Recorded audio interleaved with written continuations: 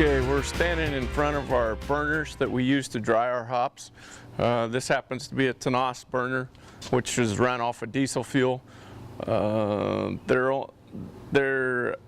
run a supercharger so they burn clean, and it takes the outside air, warms it up to approximately 140 to 150 degrees, blows it into a chamber underneath the hops, which we call a kill, which is 32 by 32 normally, and we run it air through underneath. I'll show you that in a little bit here.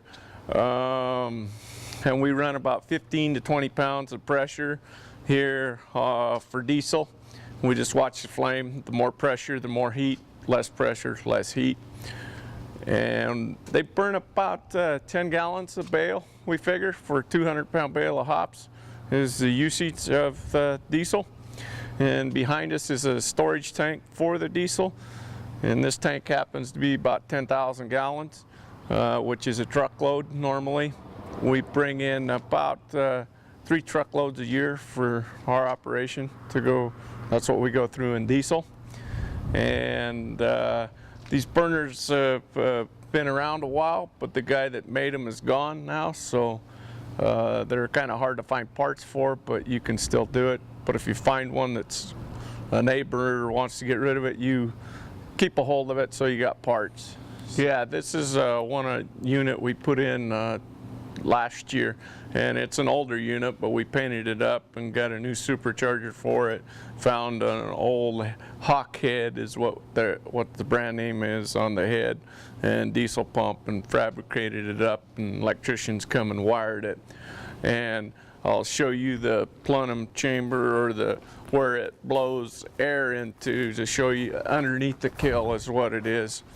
And as I mentioned, it's there's a fan in there that takes the ambient air, and the air will flow through the fan. The diesel head right there warms the air up, and it sucks it through the fan, as you're seeing there. And then it comes into these rooms, and we call it underneath the kill floor, which is where the air comes in and gets mixed up in here and goes up through the kill floor. That's the fan. And as you peek up above you, it goes into slats there's a kill cloth that lays on top of that. The hops lay on that, and then the air is forced through. And we try to keep the air at between 145 and 150 degrees. So, and the height of which is about 9 feet, helps disperse the air so it all doesn't go up in a cone effect. It kind of spreads out and dries the kill floor evenly. Yeah, you're looking at a cable setup that runs the louvers, because when the hops get drier, we ended up turning down the louvers, which you can see in front of the fan. They're about quarter open right now. Those right there is what we're looking at, and when they're full open, they'll be straight out. So we run more air when the hops are green, less air when they're drier, or else what we call is blow a kill. And if you blow a hole in a kill, it becomes like a funnel, and all the air in the bottom kill will end up funneling right through that hole in your kill, which takes more diesel, more time to dry your hops. So you got to pay attention to it as you're drying the hops.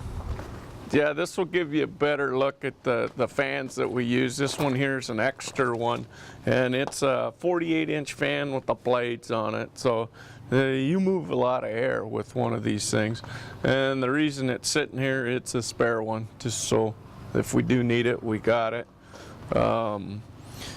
And it's just, you just got to keep parts and pieces around. We were on the bottom side, now we're on the top side.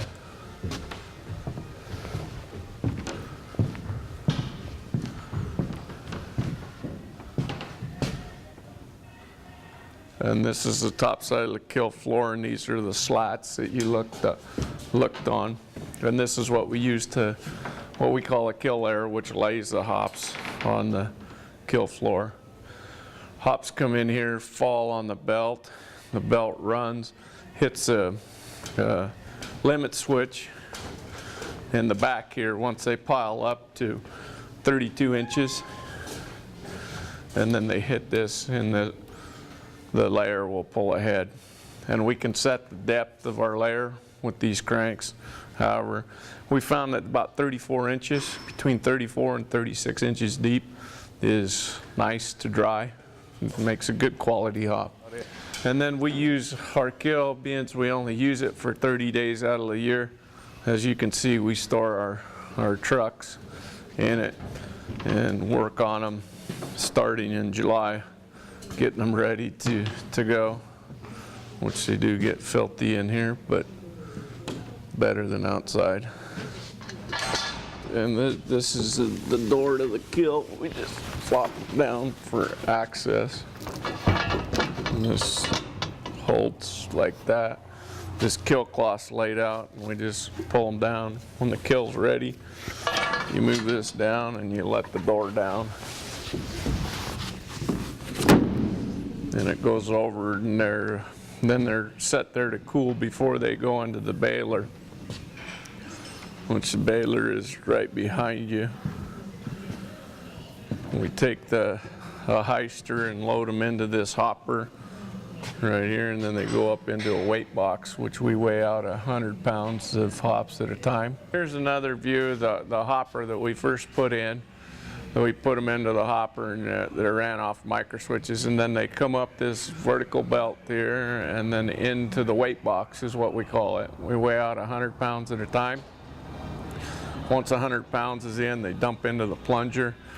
The plunger goes down, packs it, comes back up, dumps another 100 pounds in, and then that makes our bale, and we'll sew each side of the bale. And we can change our weight of our bale with this scale you see in front of us. Here, we can just kind of pretend the hops are coming in, put my foot on there, and it goes up. So that means 100 pounds in. So it runs, empties out, starts up, runs again, puts another 100 pounds in, and that's your 200-pound bale. And here's our hydraulic unit for our baler that we just seen. There's a 35 horse pump here with about a 40 gallon a minute hydraulic pump. Each valve's separate. One's for the doors, one's for the plunger to take control of it up and down. They're electric, so their computer runs it and takes care of the hydraulics. Nice when they work, but a little bit of trouble when something goes wrong with them. They're interesting to get back and going.